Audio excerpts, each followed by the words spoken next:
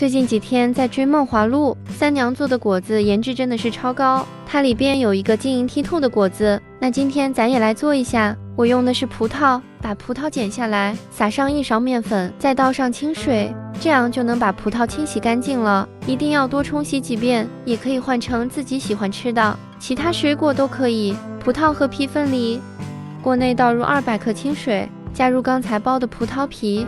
其实放几个皮就可以，我放的有点多。煮出颜色后，把它捞出来扔掉。为了让它颜色更好看，滴几滴白醋，这样就变成了淡紫色。再倒10克白凉粉，搅拌至融化。也可以加10克白糖，取1小块保鲜膜放在碗上，再把煮好的水给倒在里边，再放上1颗葡萄，再把保鲜膜的4个角给提起来，用绳系起来。可以串在一根筷子上，挂在一个玻璃杯上边，放冰箱冷藏2个小时。冷藏好后它就凝固了。